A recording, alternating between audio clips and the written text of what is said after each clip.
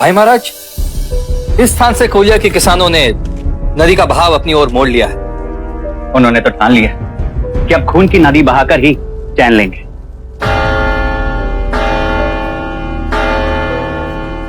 इतनी रात का है। सैनिक, किसने इस समय हमारे कार्य में विघ्न डाला? जाओ जाके उसे दंड दो। रुक जाओ, ये तुम क्या कह रहे हो अनुज? कोई याचना लेकर आया होगा। जाओ, कौन है? लेकर आओ उसे।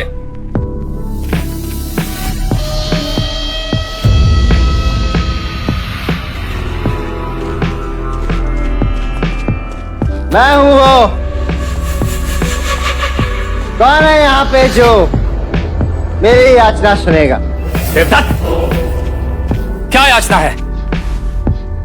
और किसके विरुद्ध है? आपके विरुद्ध महाराज शुद्धोधन। होश में था। चलो चलो चलो। नहीं नहीं, मैं अपनी याचना सुनाए बिना यहां से नहीं जाऊंगा। महाराज शुद्धोधन, आपने मुझे सदा अपमानित किया है।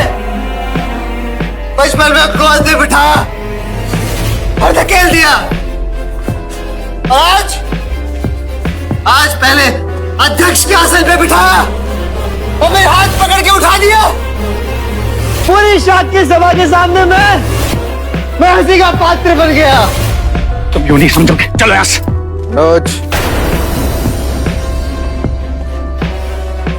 देवदत्त मुझसे रुष्ट है और उसके प्रश्न का उत्तर मैं ही दूंगा।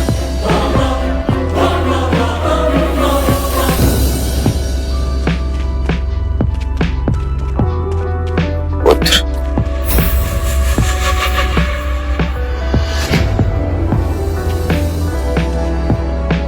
देवदत्त, यदि मैं तुम्हें अध्यक्ष के आसन पर बिठा देता तो तुम्हारे माथे पर असफलता का कलंक लग जाता। कैसे?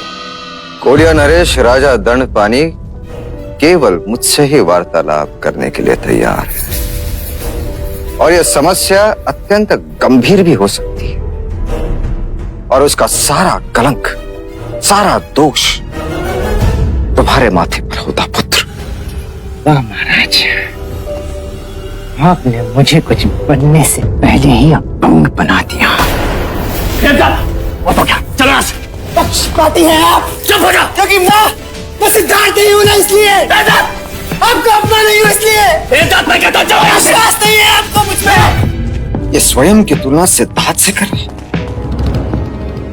उसके गुणों का एक कण तो होता इसमें। इसने नहीं देखा, जीत के पश्चात शाक्य संघ ने सिद्धार्थ को सर पर चढ़ा दिया। उसके पश्चात उसी सभा ने उसका सभा पद भी छीन लिया था।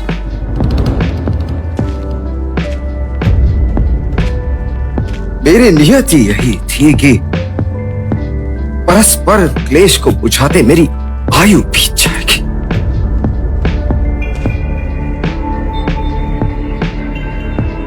मेरा पुत्र सिद्धार्थ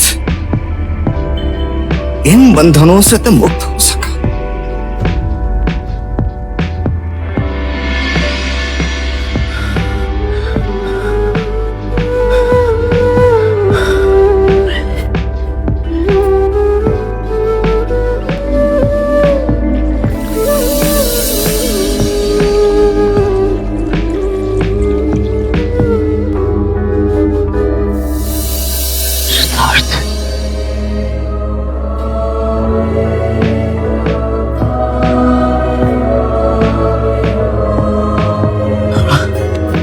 पानी और जल ग्रहण कर लो। नहीं गुरुवर,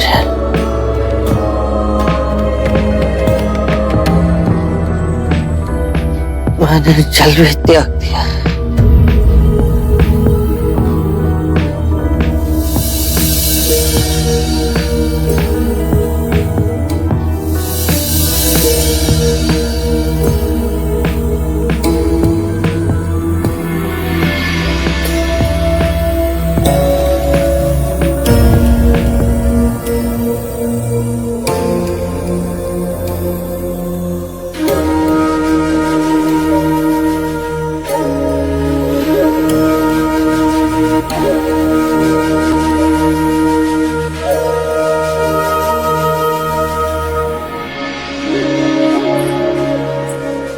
पूर्णा, ये वही जोगी है जो इतने जीवन से भरे थे।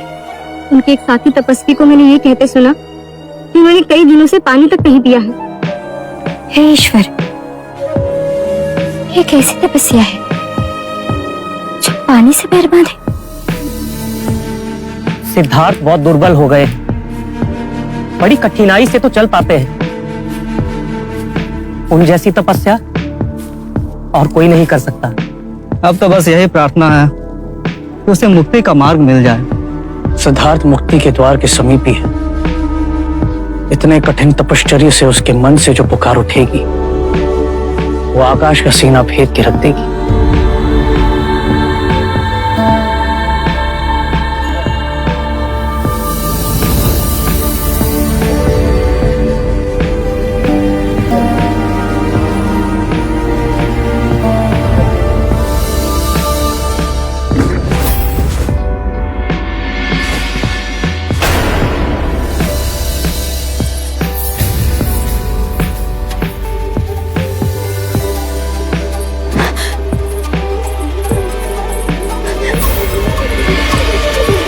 पूर्णा, ये तो वही जोगी सिद्धार्थ है। पानी लेके आओ।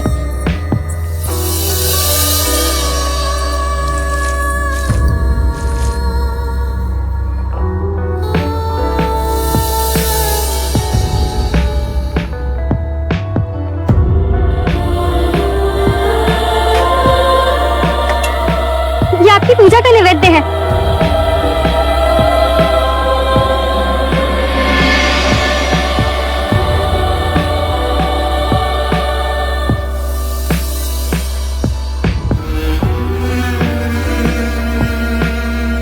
जब आप यहाँ आए थे तो कितने ओजस्वी थे। क्या खोज रहे हैं? इसके कारण आपकी ये दुर्दशा हो गई।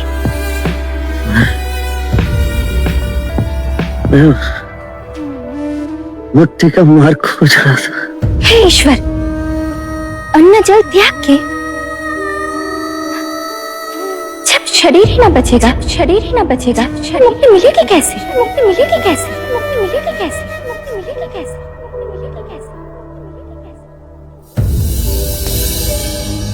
Al volver. No puede ser. Siddhartha dejó de practicar abstinencia. माँ, कहानी सुनाओ ना। अब प्रतिदिन तुम्हारे लिए नई कहानी कहाँ से लाऊं मैं? यशोधरा, बाल हट है, कहानी तो सुनानी ही होगी। क्यों राहुल? वो चिड़िया वाली सुनाओ ना माँ। अच्छा सुनो, तुम्हारे पिताजी जब छोटे थे, बिल्कुल तुम्हारी तरह, तो वो उपवन में घूमने निकले। वहां उन्हें एक बहुत सुंदर पक्षी दिखाई दिया। तुम्हारे पिताजी उस पक्षी को बहुत आनंद से देख रहे थे कि अचानक किसी ने उसके ऊपर बाण चला दिया। वो घायल पक्षी तड़पता हुआ धरती पर गिर पड़ा। तुम्हारे पिताजी ने देखा तो सामने वो यशोधरा, जब देखो तब मेरे देवदत्त की बुराई की कहानी सुनाती रहती। वो देवदत्त कहाँ थे?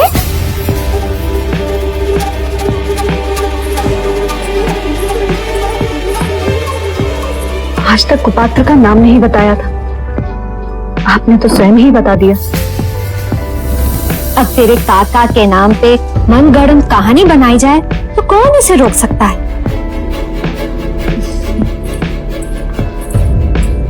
राहुल, बैठ। तेरे अपने पिताजी जिनकी इतनी आरती उतारी जाती है, तो तुझ बेचारे के सुध लेने भी ना आए। माँ, पिताजी कहाँ गए हैं? बोलो यशो।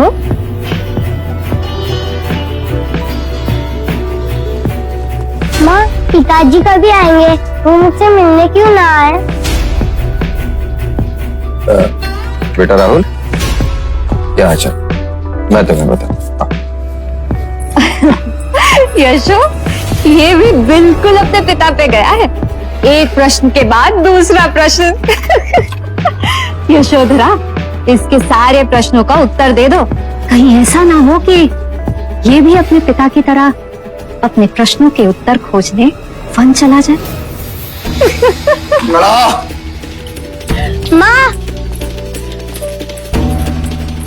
जरा तो लज्जा करो। यशोधरा की चोट को सदैव कुरेदने की क्या आवश्यकता है? जो स्वयं घायल विवश हो वो दूसरों को तो घायल करेगा ही ना। आपको यशोधरा की बड़ी चिंता है और मेरी। आज भी जब मैं आपको देखती हूँ तो मेरे पुराने घाव फिर से हरे हो जाते हैं।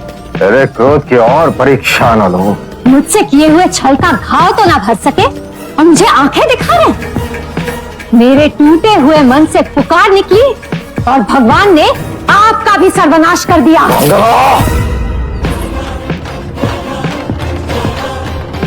बस इसी की कमी रह गई थी। मारिए, मारिए मुझे, आपके मन को भी शांति मिल जाएगी। मारिए ना। यदि तुम मेरे अनुज की पत्नी ना होती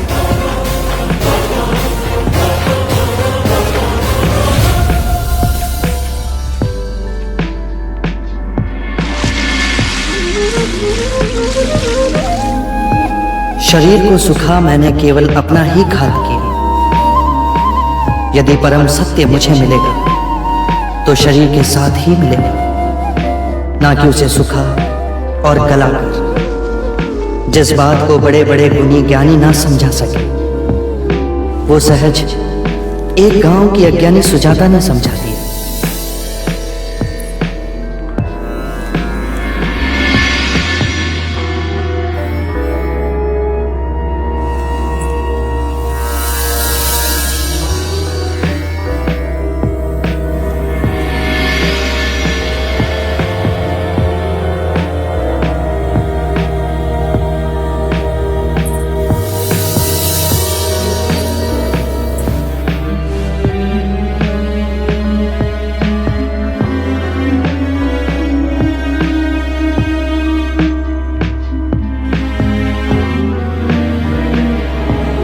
तुम्हारी कई बातों में बड़ा सत्य था सुजाता।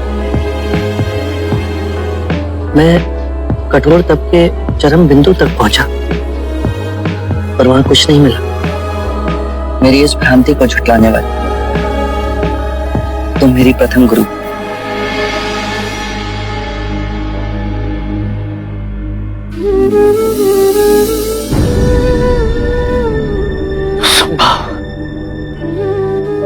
सिद्धार्था ने तपश्चर्या छोड़ दी कि उनका मनोबल इतना क्षीण निकला।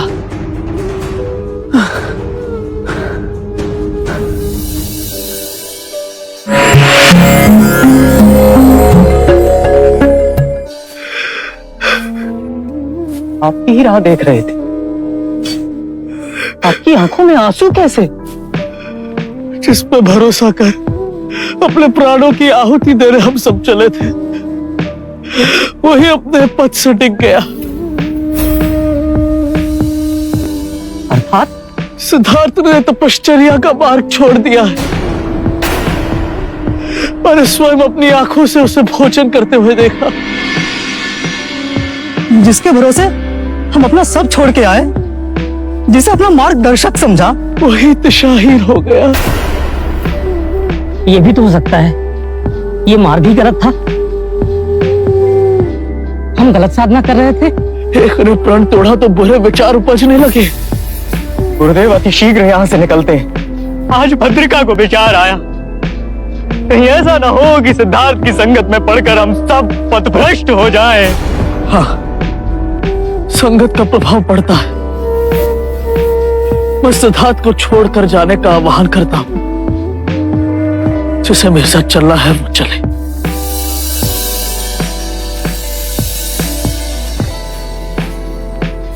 डरो मत। ये घास लिए कहाँ जा रहे हो? अपनी भैंसों के लिए। नहीं, मैं छोटी जाति का हूँ, अछूत हूँ। अगर आप मुझे छुएंगे तो आप अपवित्र हो जाएंगे। नहीं, तुम्हारे छूने से मैं अपवित्र नहीं हो सकती। मेरा नाम सिद्धार्थ। तुम कौन हो? मैं स्वस्ति हूँ, आप सन्यासी हैं? हाँ, इस वृक्ष के नीचे बैठ मैं साधना करूंगा। मैं इस कुशाघास से आपके लिए आसन बना दूं? अवश्य। तुम्हारे हाथ से बने इस आसन पर बैठ मुझे प्रसन्नता होगी।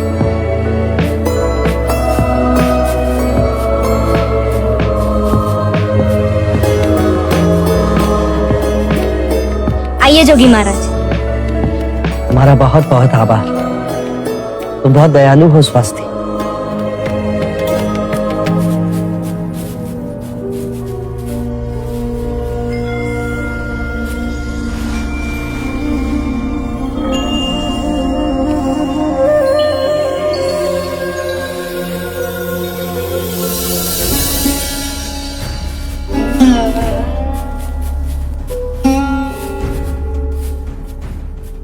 सिद्धार्थ, हमें जाने की आज्ञा दीजिए। आपका साथ यही तक नियत था। आप मेरे जीवन के कठिन मोड़ पे आए और अब जाने के लिए कह रहे हैं। जाने का कारण तुम ही हो सिद्धार्थ। जिस सिद्धार्थ को मैंने अपना ज्ञान दिया, अपना गुरु भाई, फिर अपना गुरु माना, अब तुम वो कहां रहे? मनुष्य कितनी अवस्थाओं से इस एक ही जीवन में परिवर्तित होता है। बाल अवस्था से परिवर्तित हो उसका रूपांतरण युवा अवस्था में होता है, और युवा अवस्था परिवर्तित हो प्रौढ़ अवस्था आती है। ये प्रकृति के नियम की बात है। तो फिर हम प्रकृति के नियमों से भिन्न कैसे हो? हमारे अंतर और बाहर प्रकृति के नियम है। पुरुषार्थ तो कुछ है ना, अपने वचन पर अडिग रहने का मूल्य तो कुछ है ना। तुम्हारा ये पतन देखकर मुझे बहुत पीड़ा हो रही है। तुम पथ भ्रष्ट हो गए हो सिद्धार्थ। उस पथ का परीक्षण कर उसे व्यर्थ पाए, या उस पथ पर चलने का साहस समाप्त हो गया। यदि ये सांसारिक जीवन की अभिलाषा थी तो क्यों त्यागा घर द्वार, क्यों त्यागा यशोधरा, अपने पुत्र से क्यों विमुख हो गए? तुम तो संसार को मुक्ति के मार्ग की ओर ले जाने के लिए उठे थे। 6 वर्ष की खोज, कठिन तपश्चर्य, उस मार्ग में तुम्हारे पैर लड़खड़ा गए। अपने उद्देश्य से इतनी जल्दी मत डिग जाओ। अपने सिद्धांत यूं ना गवा दो।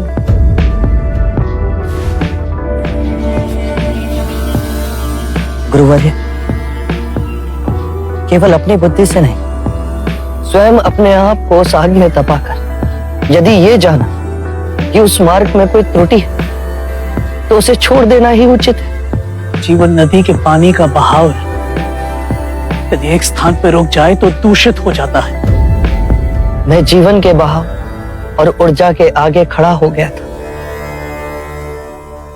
घास के उस कोमल तिनके की तरह ना बन सका जो हवा के बहाव के साथ बहता है पर अपनी मिट्टी से नहीं उखड़ा जा सकता। मैं आपको आश्वासन देता हूं कि मैं उस घास के कोमल तिनके की तरह अवश्य बनूं।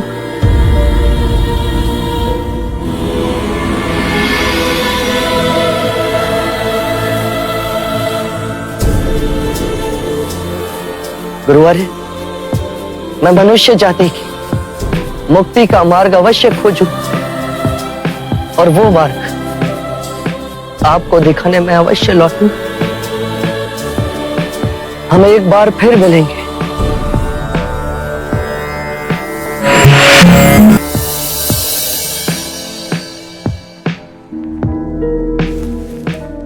यशो, कहाँ गए?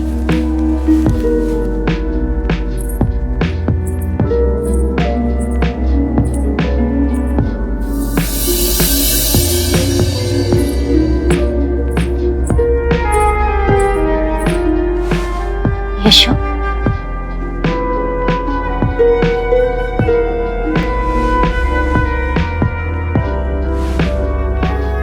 क्या हुआ पुत्री?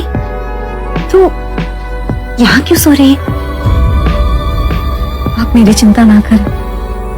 यशो, बोलना। में बहुत छटपटाहट हो रही है। और फिर कल रात ये मेरे स्वप्न में भी आए थे। सिद्धार्थ तेरे मन से गया ही कब था? हाँ, पर अब तो भेंट केवल स्वप्न में ही होती है।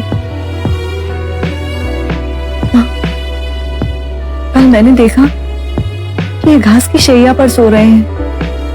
और आज जब मैं मंदिर गई तो एक साधु एक पेड़ के नीचे घास पर सोते दिखाई दिए और उन्होंने अपनी बाहों को सिरहाना बनाया था। तो मुझे लगा कि मेरे स्वप्न और यथार्थ के बीच कुछ तो संकेत है। सिद्धार्थ ने जो मार्ग चुना है उसमें सुख और आराम कहाँ? उन्होंने जो मार्ग चुना है उसमें मैं उनकी सहभागी न बन पाई, पर सहयात्री तो बन सकती हूँ। इसीलिए मैंने ये व्रत लिया है कि आज से मैं बिछौना त्याग धरती पर ही सोऊंगी। यशो, इतना कठोर व्रत क्यों? अग्नि को साक्षी मान हमने सुख दुख में साथ निभाने का वचन लिया। आज वो शरीर से भले ही मुझसे दूर हो, पर मेरे मन के निकट ही है। तो जो मेरे पति का भाग्य वो मेरा भी भाग्य।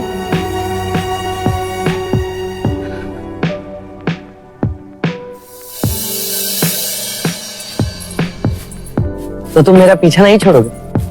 कदापि नहीं। आपको उरुहला छोड़ने की क्या आवश्यकता थी? इतने घने जंगल में आप करेंगे क्या? ध्यान और तपस्या। वो तो आप नदी के तट पे भी कर सकते थे। मुझे पूर्ण एकांत चाहिए सुजाता।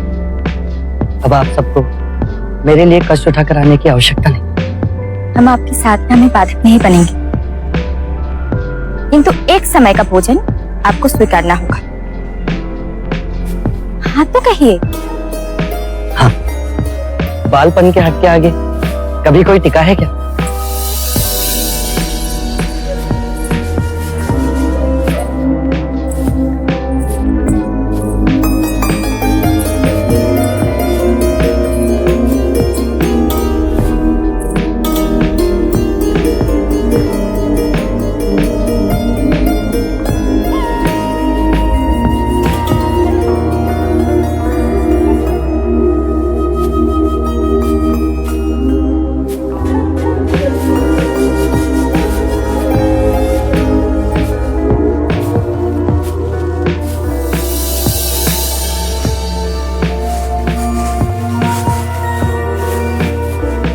यहाँ ना बैठे, यहाँ आपकी आंखों में धूप आएगी।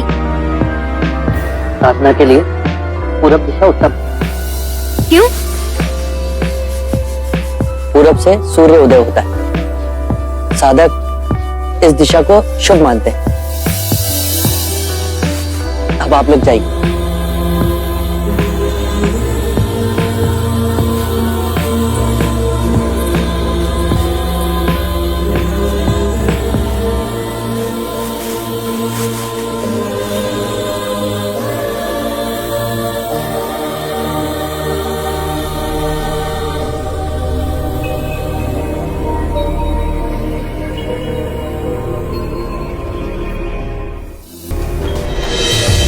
Al volver,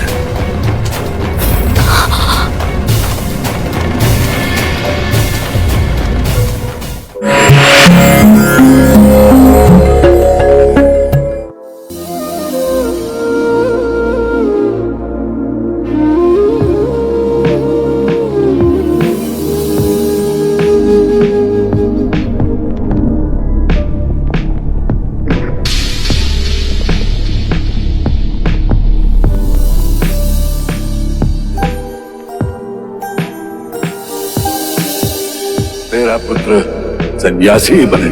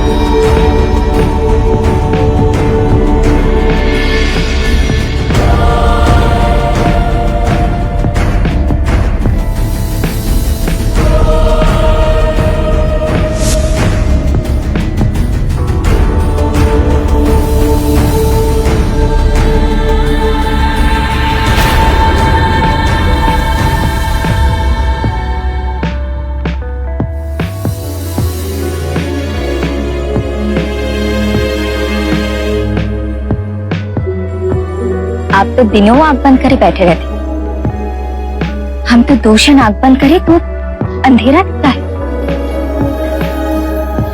आपने क्या देखा? पूरा जीवन आंखों के सामने से निकल गया। ये पेड़ हर ऋतु में अपना रूप बदलते हैं। वर्षा के बाद हरे होते हैं, पतझड़ में पीले, और ग्रीष्म ऋतु में हर पत्ता सूखकर झड़ जाता है। उसी प्रकार हमारे जीवन में घटनाएं आती रहती, कोई सुखद तो कोई अति दुखद, पर स्थिर कुछ नहीं रहता। हर क्षण मन ही नहीं, शरीर भी बदलता रहता है। और जोगी महाराज, शरीर को भूख भी लगती है। हम आपके लिए खाना लाए, आप पहले कुछ खा लीजिए। मुझे कुछ छू कर गया। आसपास कुछ है? इसे भय कहते हैं।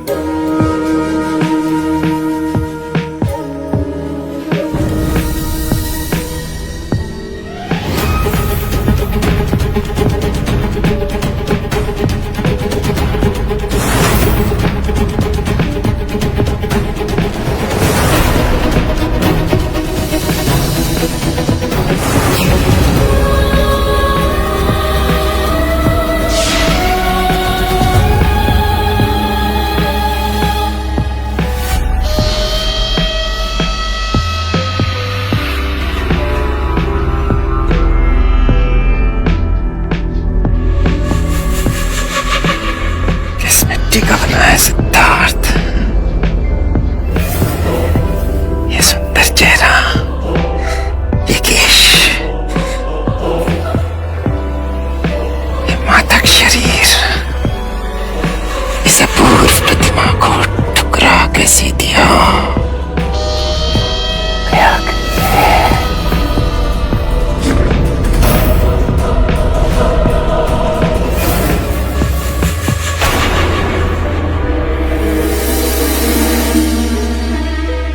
ऐसा लगा जैसे कोई सांप मेरे शरीर के निकट है।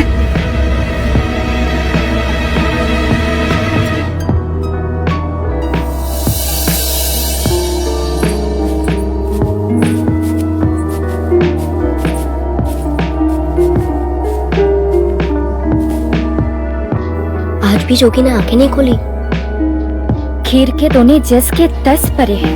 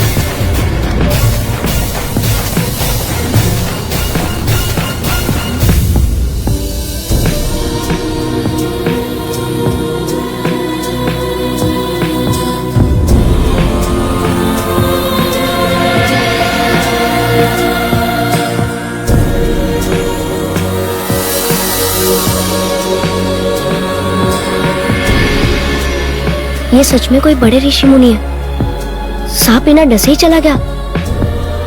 देख तो कैसे पत्थर के हो गए हैं। ये अपनी आंखों से हमें नहीं, कुछ और ही देख रहे हैं, जो हम तुम जैसे सामान्य लोग नहीं देख सकते। अर्थात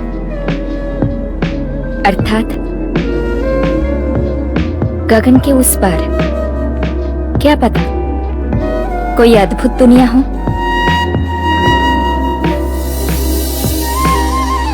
चलो चलते हैं।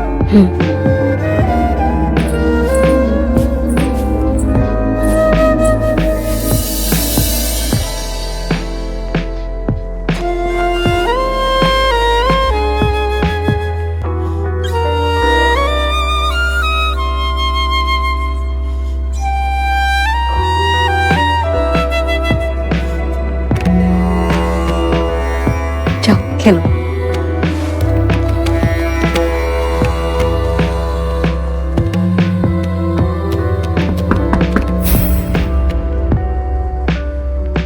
अपने आने की सूचना दे रहा हूं, आ जाओ।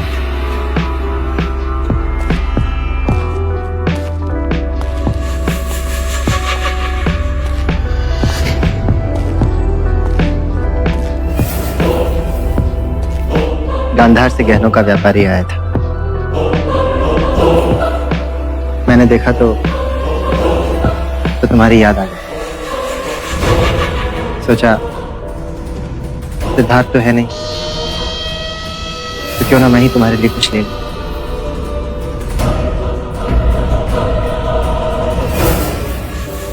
ये हाथ तुम्हारे गले पे बहुत सजेगा। लो ना, उपहार है। तुम तो ऐसे देख रही हो जैसे कोई सांप दिख गया।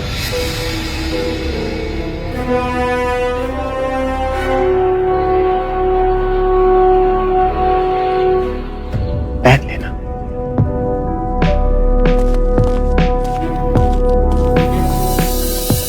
सुनो,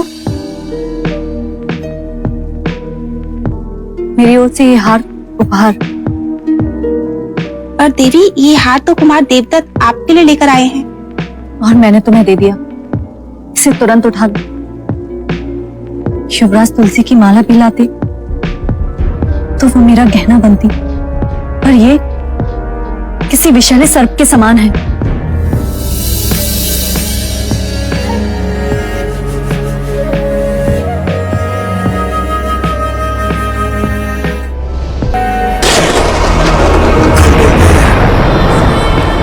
Me dicen Maya en este mundo temporal. Yo soy tu cuerpo material.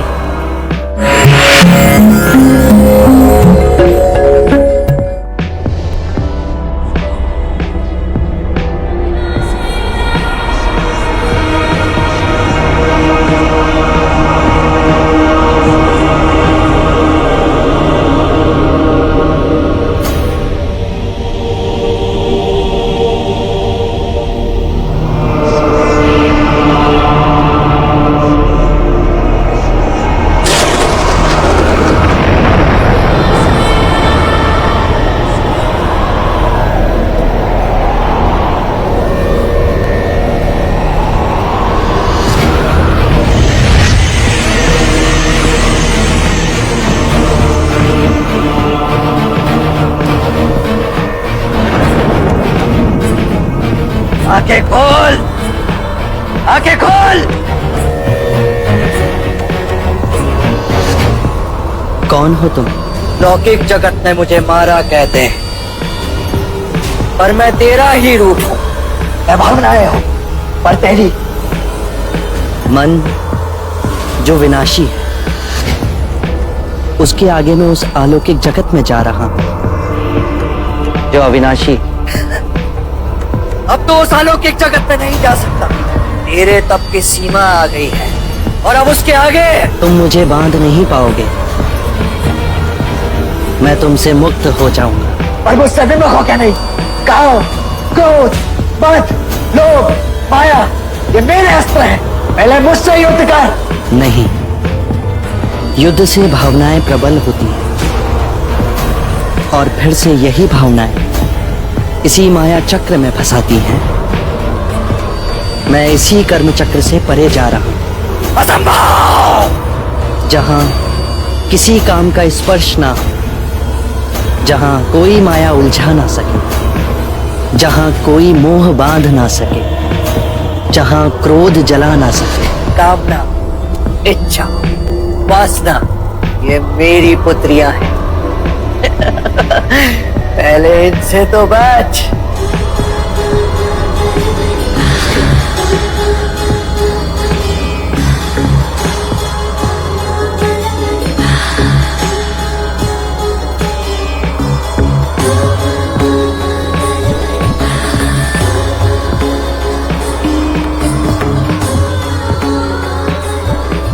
मैं कामना हूँ, मेरे स्पर्श में जीवन है, मुझसे प्रेम करो। मैं वासना हूँ, मेरे फल में वो अनुभव है जिसके लिए मनुष्य तरसता है। मैं इच्छा हूँ, जीवन के समस्त सुखों का रस है मेरी मदिरानी, चखो इसे।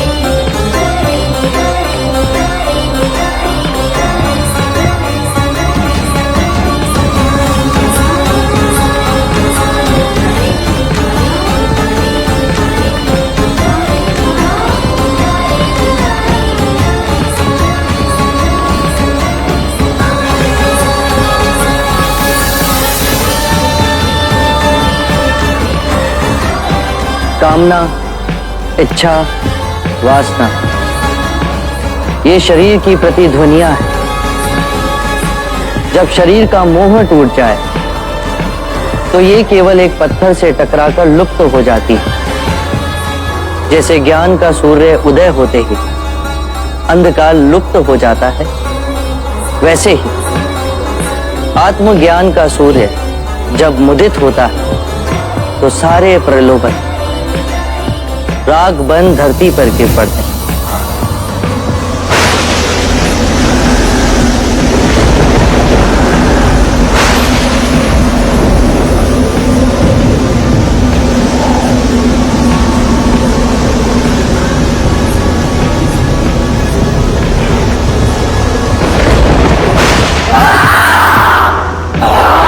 इस चीज पर गर्व न कर, मैं लौटूंगा, अवश्य लौटूंगा।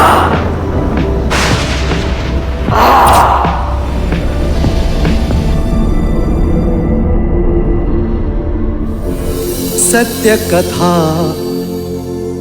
पुरुषार्थ कथा, सुनो सुनो सिद्धार्थ कथा।